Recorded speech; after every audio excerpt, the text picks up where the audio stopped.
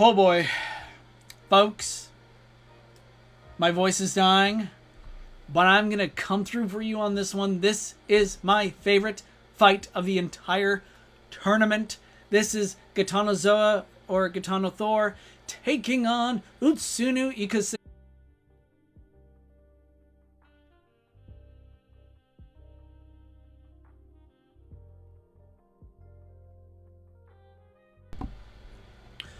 Alright, here we go.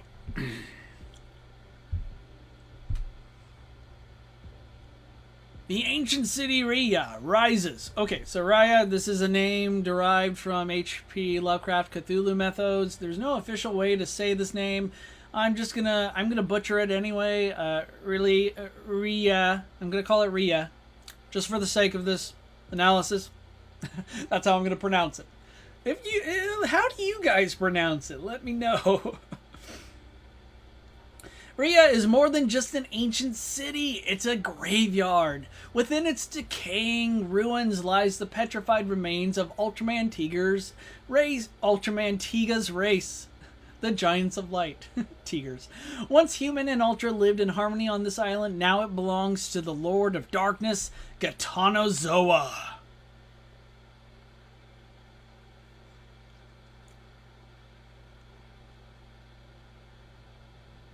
Logan writes, I know you did a Godzilla Showa Battle Royal already, but would love another with Ultraman and Gamera from the Showa era. Yes, I thought about that too. I know, I really should have done that. Maybe someday. Maybe someday we'll come back to the Showa era. Maybe that's how we'll end it. But I am presently kind of early stage planning, Millennium era, Legendary, and Reiwa, etc. But eventually we'll come back to the Showa era. Give them their due. Gatanozoa is the Lord of Darkness, and the city of Raya responds to his every whim. Even more impressively, Gatanozoa generates a mist of darkness that seemed to encompass the earth. While that might be hyperbole, I don't recall seeing like a shot of like the entire earth covered in darkness. It is enough to cover large portions of Japan, as demonstrated here in this shot where Guts' headquarters is completely enveloped. It is extremely dangerous, this mist. I mean, it killed people almost immediately, and also gave Ultraman Tiga hell. I mean, it pretty much immediately started making his color timer come into play, which means in order to survive the mist, Ultraman Tiga had to use up a lot of his energy. Gatanozoa, despite his appearance and, well, not being all that agile or mobile, has so many tentacles he doesn't need to be. A single tentacle is enough to give Ultraman Tiga even in his power mode. By the way, Ultraman Tiga in his power mode is definitely up there with, he's maybe not stronger than Heisei Godzilla, but he's in that ballpark, to give you a nice little power scale there. Or rough comparison, I should say. With two tentacles, Ultraman was basically left defenseless. But with one, Tiga had to, dig deep and use his full power just to snap one of Gatanozoa's tentacles in two. Later, Tiga would just repeatedly punch Gatanozoa's outer shell, and this was all for nothing. Gatanozoa just sat there pretty much mocking him. Tiga's physical attacks did absolutely nothing. Which is scary because that means Gatanozoa is extremely durable, at least when it comes to blunt force. But he's also extremely durable to energy attacks. Note in this shot, Ultraman Tiga is actually in his glitter. I wrote glitter tiger. Actually, I don't think I meant to write that. Sorry, that was autocorrect.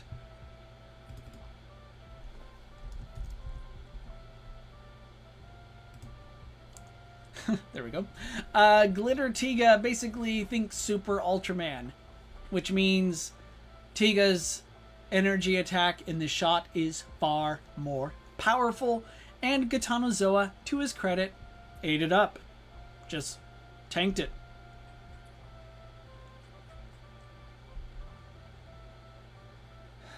Here's another shot of Ultraman on the ropes. He's being held together by Gatanozoa's tentacles, some of which end in massive claws that are bigger than Tiga's upper body.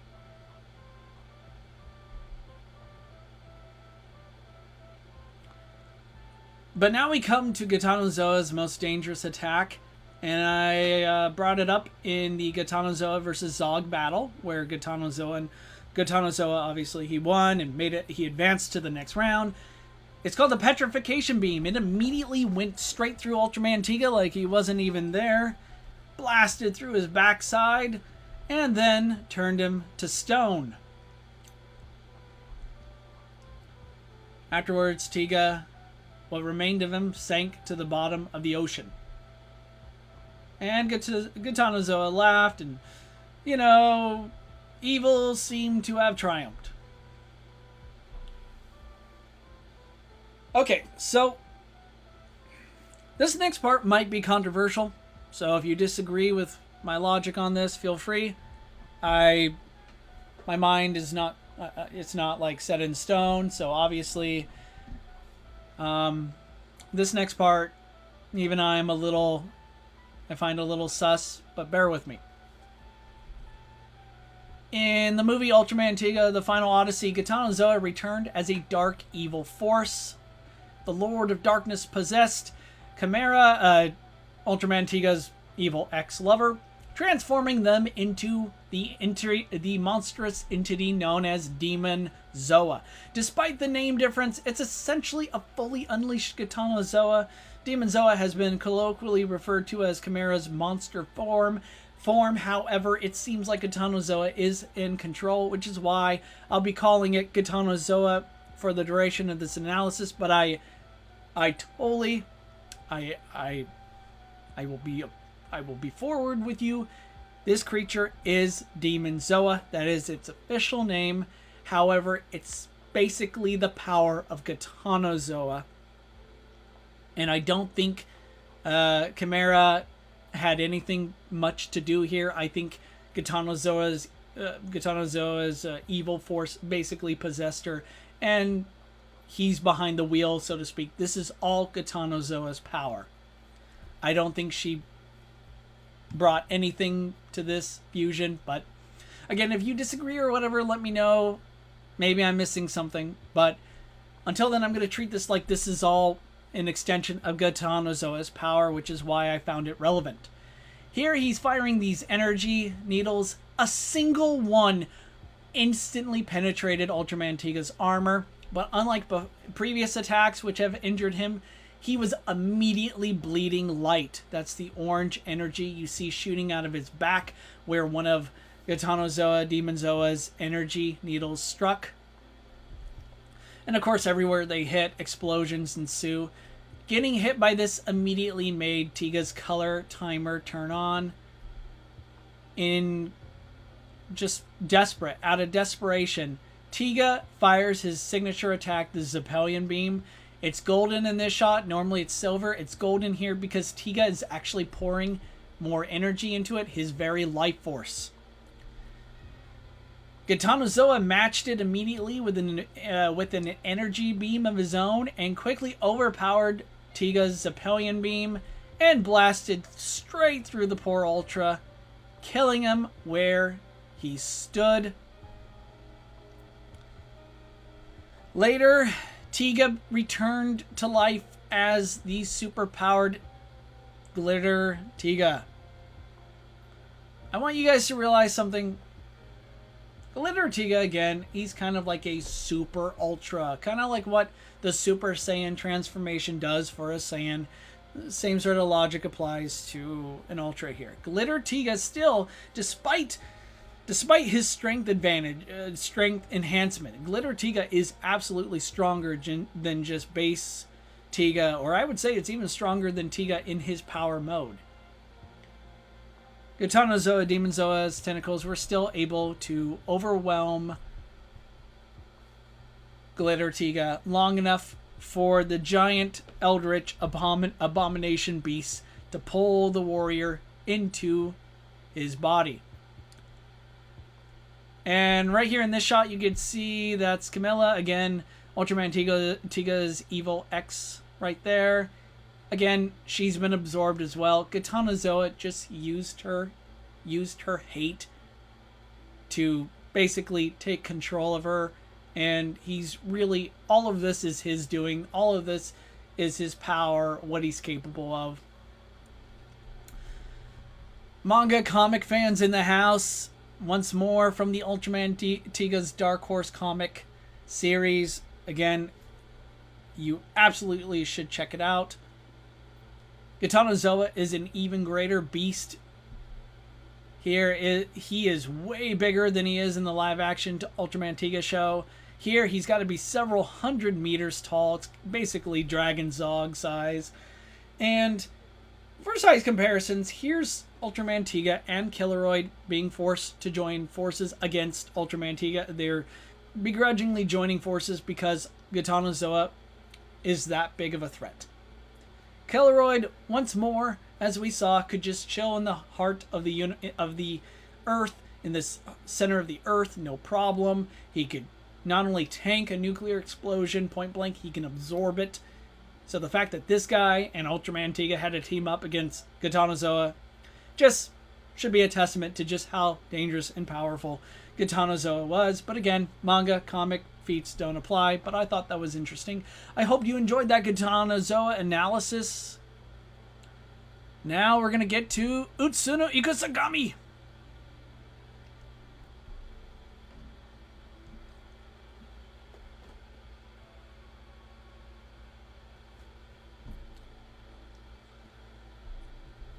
Utsuno Ikusagami is like just radiating energy. I mean, he's got electricity just zapping all over his body. This guy is just a powerhouse.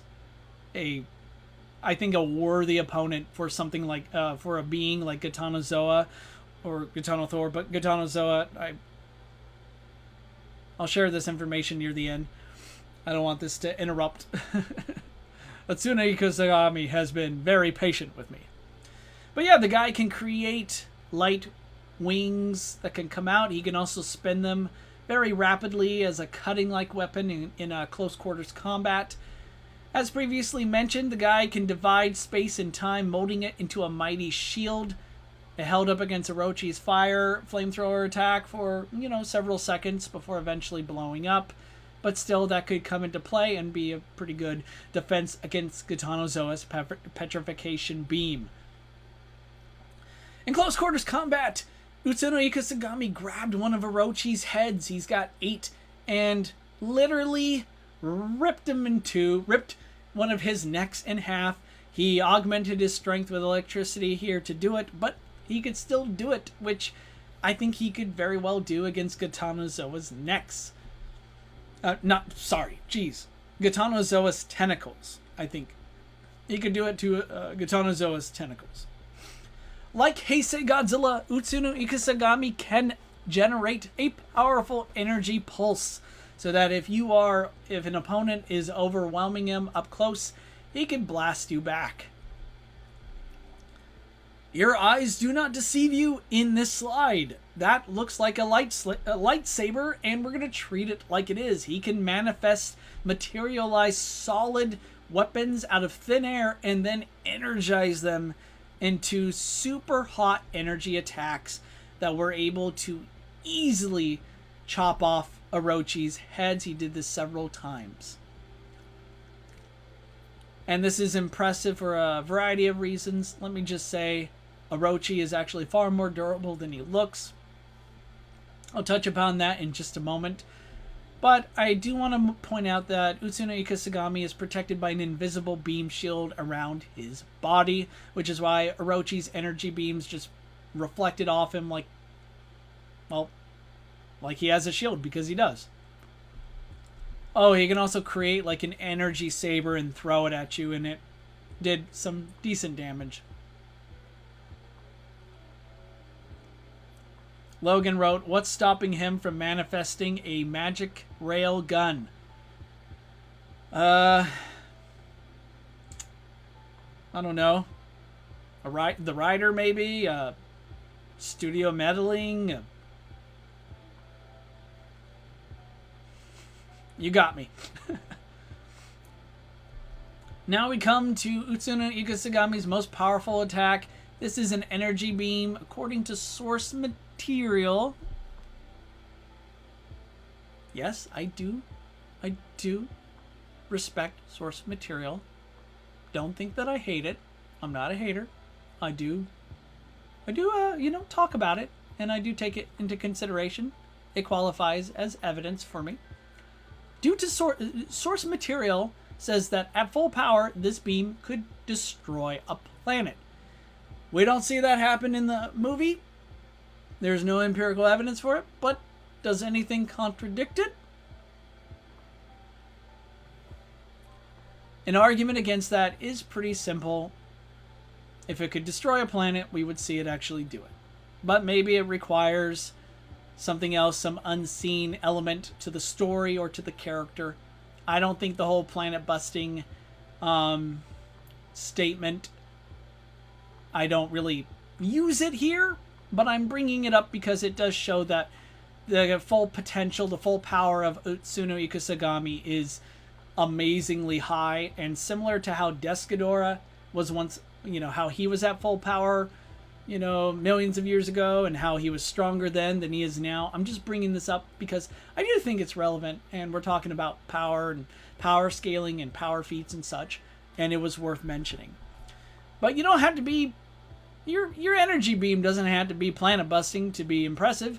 Here it strikes Orochi and creates a massive explosion, a series of explosions, in fact, that completely dwarf the massive Orochi, and basically makes me think at the very least it's on par with Heisei Godzilla's Spiral Blast. Now, Utsuno Ikusagami has light-composed muscles with plasma flowing through his veins. It's unknown what effect, if any, Gatanozoa's petrification beam would have on Ikusagami's unique physiology, or if it could bypass Utsuno's beam shield. I will just say that I think it absolutely would have an effect. My opinion is that the fact that Ultraman Tiga, a being who doesn't have blood, he's made of light, of pure energy, was still turned to stone. I think Gatanozoa's beam would do the same to Utsuno Ikusagami if he didn't have his shield up. So,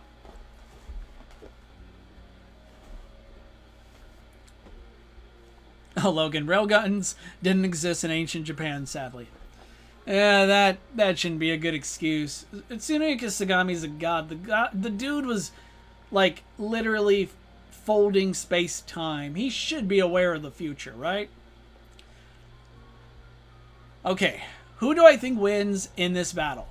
This was the toughest choice. This was so maddening for me because I feel like this could seriously go either way. I did lean towards Utsuno Ikusagami for the following reasons. While Gatanozoa is like nigh invulnerable, like he can tank seriously powerful energy attacks, even Utsuno Ikusagami's attacks won't immediately hurt him. I think they could wear him down after a while, but I don't think they're going to like obliterate the Lord of Darkness like immediately, right? However, Gatanozoa's best shot at winning this is with the petrification beam, and there is still the matter of whether or not, one, that could bypass Utsuno Ikusagami's shield, and two, if it would really affect his physiology enough to turn him into stone and win the fight. I think it could turn him to stone if it directly hit him, but because of the shield, I think there is an argument to be made that Gatanozoa won't be able to win this by turning his opponent into a statue. And that's the only way he could, I think, legitimately win this. Now, he does have energy beams. I did cite what he was able to do as Demon Zoa. He had a powerful energy attack that punched through Ultraman Tiga. And I think that would absolutely cause issues here for Utsuno Ikusagami, but I don't think Utsuno is weaker than Tiga. I actually think he's more durable than Ultraman Tiga. So therefore, I think he can actually survive Gatanozoa's offensive attacks long enough for him to really start whipping out the high-end stuff and just start point-blank blasting Gatanozoa, maybe even moving up close and personal and trying to sink his lightsaber into Gatanozoa's face, and then